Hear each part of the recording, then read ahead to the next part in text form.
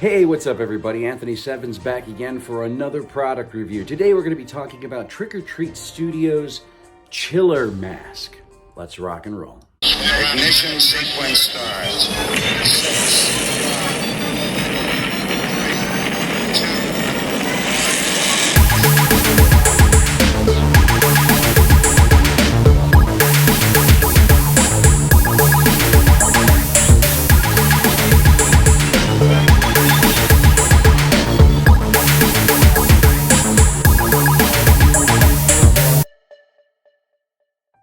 Now, some of you may be wondering, why does this design look a smidge familiar? Is this from a movie per se or something else? Well, I guess you can say I kind of had gotten it confirmed that this particular design, the Chiller Zombie, was in fact inspired by an old Rick Baker design from the 1980s from the music video Michael Jackson's Thriller. In this music video, there is a zombie that comes out of a coffin in a graveyard and can be seen very quickly a few times throughout the music video, but he's also, I guess you can say, the introductory host of the making of Michael Jackson's Thriller. So the first thing you see if you go watch the making of Michael Jackson's Thriller, the first thing you see is this character turn around and he says, "Welcome to the making of Thriller." Well, that is the design that inspired the Chiller mask. So, Thriller, Chiller, you can kind of see why they did that.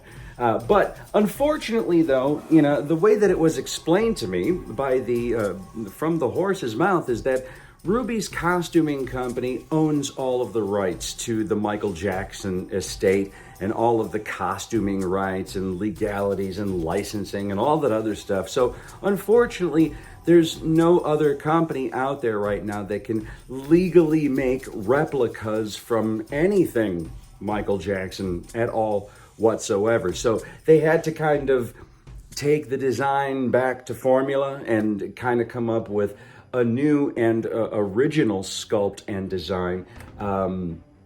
That, again, you can clearly tell was inspired by another design that had already existed. So the sculptor of this over at Trick or Treat was Eric Lugatti. It's a brilliant design. It's creepy, it's cool, it's scary. It has that nostalgia for those, who want, I guess you can say, that Thriller-like aspect to your mask collection without it actually being from Thriller. So, it's super cool. The eye sockets are all blackened out. There's slits right underneath the brow area. It is definitely not a mask that I would walk around the neighborhood. In the dark wearing, the visibility on the inside is limited. The hair comes down to about the chin area, which again, in the original zombie that this was inspired by, the hair is actually quite a bit longer and the surfaces are a bit more skull-like and smooth. So this is it's fully blown out in details. This mouth area, how it's glossy and looks a little wet. I mean, I think it's a totally great design. It's unique, it stands out, it's original yet familiar, and I don't know, we'll give you a closer look at this mask right now.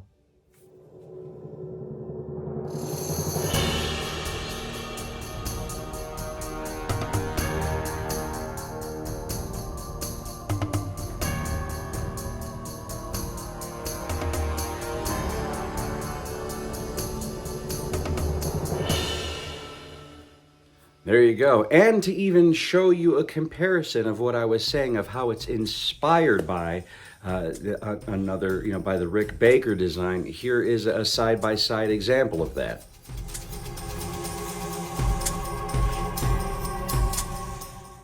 So as you can see, there's a clear and present inspiration with this design. But even for what it is, even if you don't identify it as being inspired by the zombie from Thriller, it still is a great piece. It is a great original sculpt. Again, the detail, the paint, the hair, everything about this super cool. And the great thing about the hair is, like, you know, you can mess it up and crumple it up or curl it or twist it up or do whatever the hell you want with it. And I think it just looks absolutely stunning in one's mask collection. So, you know, great job. You know, congratulations to Eric over at Trick or Treat Studios. And you can get yours today. I got this guy on Amazon. You can get him on Amazon.com, or you can go to Trick or Treat Studios itself. But other than that, that's all I got for you today. Thank you so much for joining me. This is Anthony Sevens signing off. Until we meet again, take care of yourself, take care of each other.